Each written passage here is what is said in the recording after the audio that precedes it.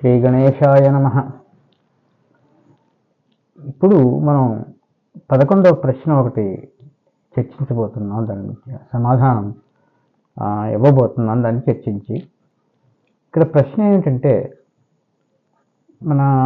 మన దేశంలో కానీ నేపాల్ ఇలా కొన్ని దేశాల్లో కానీ స్త్రీలు ఈ నెలసరి వచ్చినప్పుడు 3 రోజులు విడిగా కూర్చోవాల్సి వస్తుంది, ఇంట్లో కలపకూడదని చేయకూడదని అని చెప్పి నియమాలు ఆచరిస్తున్నారు. అసలు ఈ నియమం ఎక్కడుంది, ఎవరు చెప్పారు, ఏమని చెప్పారు, దీనికి కారణం ఏమిటి అనేటువంటిది కొంచెం విచారణ చేద్దాం. ఈ తైత్రీయ సంహిత ఉంది, అంటే కృష్ణ యజుర్వేదంలో. అందులో 2వ కాండలో 5వ అనువాకంలో ఈ విశ్వరూపో వై త్వాష్ట్రః పురోహితో దేవానాం ఆసీత్ స్వస్యేయ అసురాణం తస్య 3 శీర్షాణ్యాసన్, ఈ రకంగా మొత్తం అసలు కథ అంతా కూడా అసలు ఏం జరిగింది, ఏమిటి సంగతి అనే వివరణ ఇచ్చారు. దీంట్లో ఒక ఇంద్రుడు అనేటువంటి దేవతల యొక్క నాయకుడు అతను విశ్వరూపుడు అనేటువంటి ఒక వ్యక్తి. అతను త్వష్ట అనేటువంటి అతనికి కొడుకు, తర్వాత ఏమో దేవతలకి పురోహితుడు, రాక్షసుడికేమో మేనలుడు. అతని యొక్క 3 తలలని ఈ ఇంద్రుడు నరికేశాడు. అలా నరకడం వలాన్ని ఇతనికేమో బ్రహ్మహత్య చుట్టుకుంది. ఈ బ్రహ్మహత్యనేమో వదిలించుకోవాలి.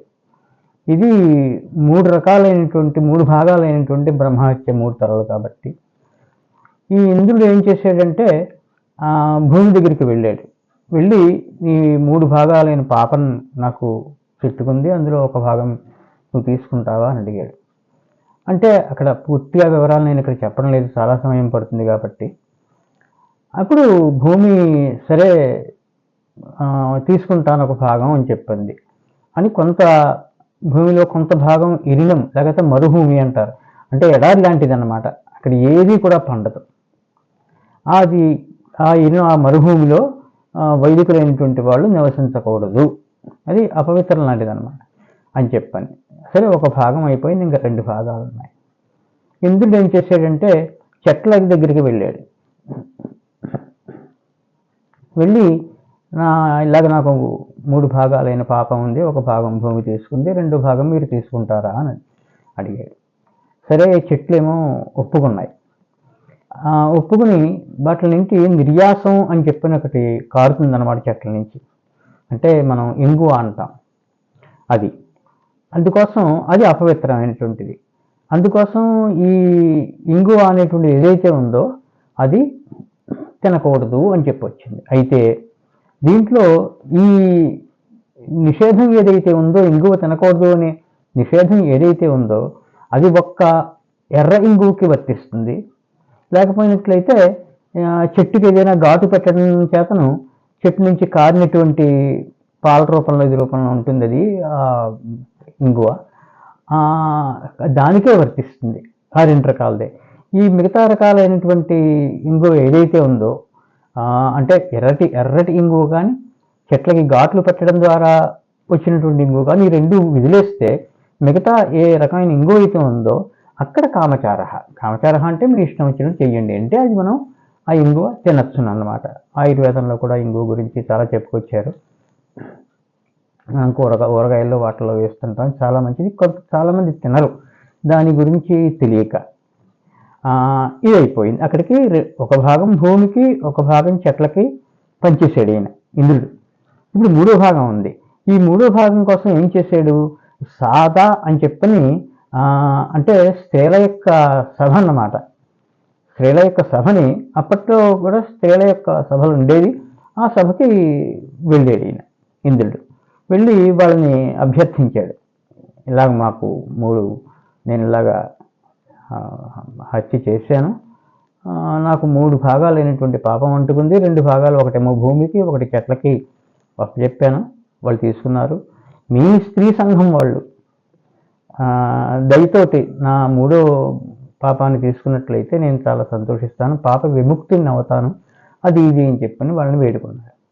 వేడుకుంటే వాళ్ళు అన్నారు, సరే ఆ మూడో భాగం ఏదైతే పాపం ఉందో దాన్ని మేము తీసుకుంటాం అన్నారు. ఆ పాపం తీసుకున్నారు కదా, ఆ పాపం ప్రతి నెలా కూడా 3 రోజుల పాటు ఈ శ్రావణ రూపంలో వస్తుంటుంది అని చెప్పి ఈ కథలో ఉన్న ప్రధానంగా కొంచెం సంగ్రహంగా చెప్పినమాట దాని సారాంశం. అందుకోసం ఆ 3 రోజులు కూడా వాళ్ళకి విశ్రాంతి ఇవ్వాలి, స్త్రీలకి చికాకు పెట్టకూడదు, చికాకు పడకూడదు, చాలా నియమబద్ధంగా ఎంతో ఓర్పుతో వ్యవహరించాలి.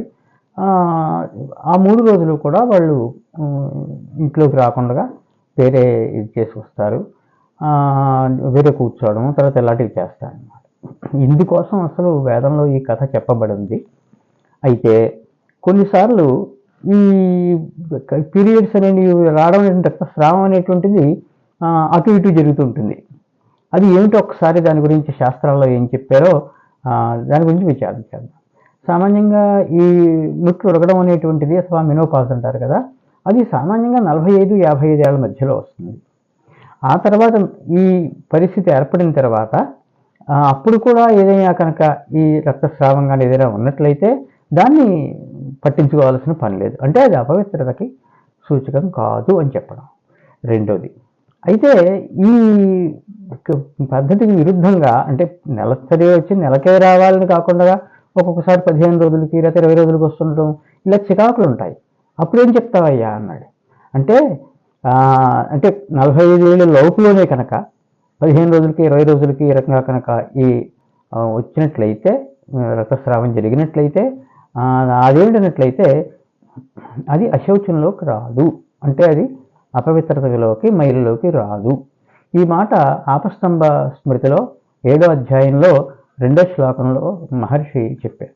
రోగేణ యద్రజ స్త్రీణాం అత్యర్థం హి ప్రవర్తతే అశుద్ధాస్తు నతేనేహ తాసాం వైకారికం హి సా అని మాట్లాడుతున్నాడు. ఏమంటున్నాడంటే, ఏమండి, రోగవశాత్తు కూడా ఈ రజోదర్శనం అనేటువంటిది, రక్తస్రావం అనేటువంటిది ఎక్కువగా కనిపిస్తుంది కొంతమందిలోనూ. అయితే దాని చేతను వాళ్ళు అపవిత్రం అయినట్టు కాదు, అంటే మైలు పడినట్టు కాదు, ఈ 3 రోజులు కూర్చోవడం ఆచరించాల్సిన అవసరం లేదని చెప్పడం. ఎందుకంటే తాసాం వైకారికం హిసా, అది ఒక రకమైనటువంటి వికారం, రోగం చేతన వచ్చేటువంటి వికారం తప్ప సహజ సిద్ధంగా ఉండేటువంటిది కాదు. కాబట్టి ఏంటంటే కాస్త స్నానం చేసేసి ఇంట్లోకి వచ్చేయచ్చు. కానీ చాలామంది భయపడి 15 రోజులకి 20 రోజులకి కూడా మళ్ళీ మళ్ళీ దూరంగా ఉండడం, ఇంట్లోనేమో చాలా సమస్యలు రావడం ఇవన్నీ జరుగుతుంటాయి. అయితే ఈ ఆపస్తంభ స్మృతి మాత్రం 45 ఏళ్ల లోపులో వాళ్ళకి కనుక ఇలాంటి సమస్య ఉంటే అది అనారోగ్యంలోకి వస్తుంది, కానీ మామూలుగా వచ్చేటువంటిది సహజ సిద్ధంగా నెలసరి కాదు, అలా తీసుకోకూడదు అని చెప్పని ఈ శ్లోకంకి అర్థం. ఇంకా వాళ్ళు అటువంటిప్పుడు ఏం చేయాలంటే మొత్తం మాసంలో ఒక 3 రోజులు లెక్క చూసుకునే వాళ్ళు దాని ప్రకారమే వాళ్ళు వేరే కూర్చోవడం కానీ ఇంట్లో దేన్ని ముట్టుకోకుండా కొన్ని నియమాలు ఆచరించడం కానీ చేయాల్సి ఉంటుంది.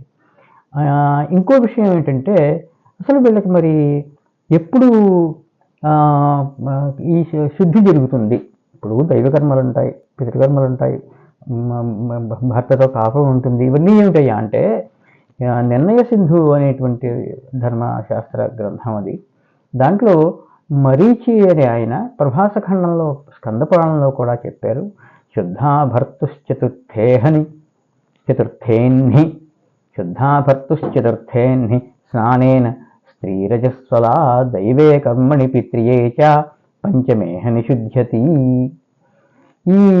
దీనికి అర్థం ఏంటంటే, 4వ రోజున కనుక అయినట్లయితే, 4వ రోజున స్నానం చేసేసినట్లయితే భర్త దగ్గర సమీపించవచ్చు, భర్త దగ్గర వెళ్ళొచ్చు, ఏం కాదు. ఆ స్నానం చేతనే ఇది పోతుంది, మైలు పోతుంది. ఇంకా దైవకర్మలకి పితృకర్మలకి అయినట్లయితే 5వ రోజు నుంచే ఈ శుద్ధి అయినట్టు లెక్క చూడాలి. అంటే భర్త విషయంలో కాపురంకి వాటికి అయితే 4వ రోజు నుంచి, దైవకర్మలు పితృకర్మలు కనుక చేయవలసి వస్తే మాత్రం 5వ రోజు నుంచే వాళ్ళకి శుద్ధి అయినట్టు లెక్క చెప్పాలి అని చెప్తున్నారు. ముహూర్త దర్పణం అనే ఇంకో గ్రంథంలో కూడా ఏం చెప్పారంటే, పంచమేహ నిషుద్ధా స్యాత్ హవ్యకవ్యాది కర్మసు చతుర్థేహ నిభర్తు స్యాత్ శుద్ధా సంభోగ కర్మణి. ఇంకా స్పష్టంగా దీంట్లో అదే విషయాన్ని చెప్పారనమాట. స్కంద పురాణంలో చెప్పింది, ముహూర్త దర్పణంలో చెప్పింది కూడా ఒకటే. అయితే దీంట్లో ఇంకొక విశేషం ఏంటంటే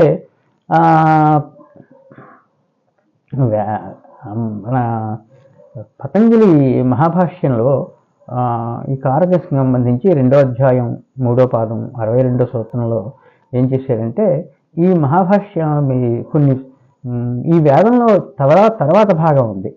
అసలు ఏం జరుగుతుంది ఒకవేళ కనుక మళ్ళీ మైలు పాటించకుండా ఇంట్లోకి వచ్చేయడం కానీ కలిపేయడంగా చేస్తే ఏమవుతుంది అక్కడ చెప్పారు. తస్మాత్ మలవద్వాసస న సంబదేత నా సహాసేత నాస్య అన్నమద్యాత్, అంటే కలిసి అలా కూర్చోకూడదు, సంభాషణ అలా చేయకూడదు, ఆవిడ వండిన భోజనం అవి తినకూడదు అని చెప్పి ఇంకా చెప్పుకొచ్చారు.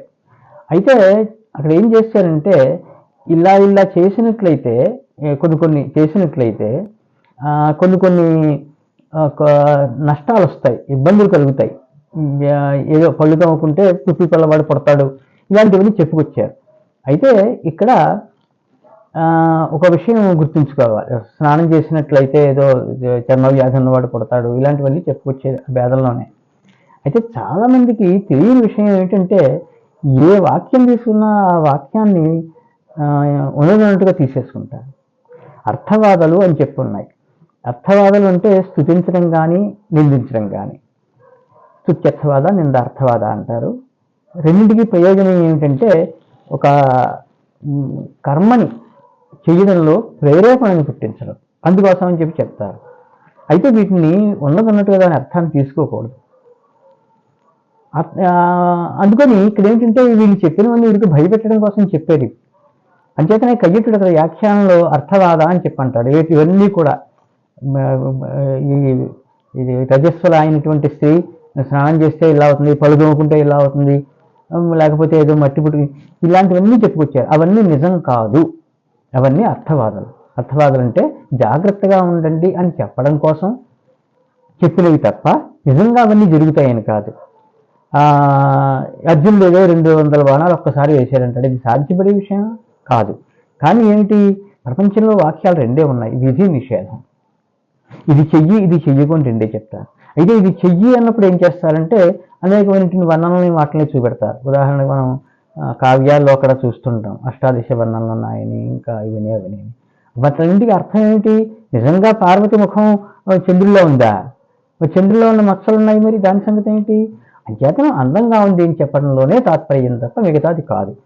అలాగే రామాయణంలో రావణాసురుని గురించి నిందావాక్యాలు కనబడతాయి. రామాయణం వేద ప్రాచేత సాదాసీత్ సాక్షాత్ రామాయణాత్మన అని చెప్పండి, అది వేదం. రామాయణమైనా భారతమైనా కూడా వేదమే. అందరూ వేదం చదవలేరు కాబట్టి కాస్త సులభమైన భాషలో ఉంటుంది కాబట్టి ఆసక్తి కలిగించడం కోసం అని చెప్పిన వర్ణంలో అవి ఇవి పెట్టి ఈ కావ్య నిర్మాణం చేశారు, కవేకర్మ కావ్యం. అంతే తప్ప వీళ్ళు నిజం కాదు. మీరు అలా అయినట్లయితే రావణాసురుడి మీద ఆ నిందను నిండంతో మనకి రావణుడి మీద ద్వేషం కలుగుతుంది. అంటే వేదం చదవడం ద్వారా, రామాయణం అనే వేదం చదవడం ద్వారా రావణుడి మీద ద్వేషం కలుగుతుంది. మనసు కలుషితం కాకూడదు.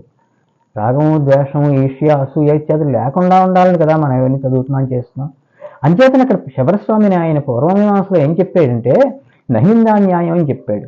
నహిందా నింజన్ నిందితం ప్రయుజ్యతే కింతర్హి నిందితాదితరతు ప్రశంసితం తత్ర నిందితస్య విధిగమ్యతే కింటు నిందితస్య నిందాగన్న తత్ర నిందితస్య నిందాగమ్యతే కింటు ఇతరస్య విధి.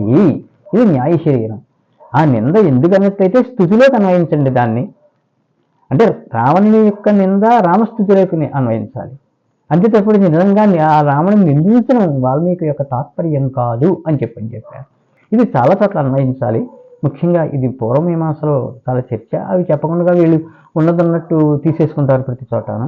అంచేత విధివాక్యం ఏమిటి అన్నట్లయితే ఇలాగా చెయ్యాలి అని చేస్తే నీకు ఇలాంటి ఫలితం వస్తుంది, అలాంటి ఫలితం వస్తుందని చెప్పని వాక్యపదీయం వాక్యకాండలో భర్తృహరి కూడా చెప్తాడు. స్తుతి నిందా, ఈ స్తుతి నిందాలు ఉంటుంటాయి ఇలా శాస్త్రాల్లోనూ కానీ కావ్యాలు కానీ అక్కడ కానీ, వాటిని అందరూ తీసుకోకూడదు. కృత్యైరధికార్థవచనే అని చెప్పి పాణిని సూత్రంలో కూడా ఈ కాకపేయ నది అని ఉదాహరణిస్తూ అక్కడ చెప్తారు. పూర్వమీమాంసలో కూడా విధినాత్ ఏకవాక్యత్వాత్ స్తుత్యర్థేన విధీనాం స్యు. అవి స్తుతి వాక్యాలు ఇవన్నీ కూడా విధికి అంగములు లాంటివి, వాటి శేషం విధిశేషం, శేషశేషభావం అని చెప్పి అక్కడ ఉంటుంది. అంతే తప్ప వాటిని మీరు ఉన్నదన్నట్టుగా తీసుకోకండి అంటాడు. కాబట్టి ఈ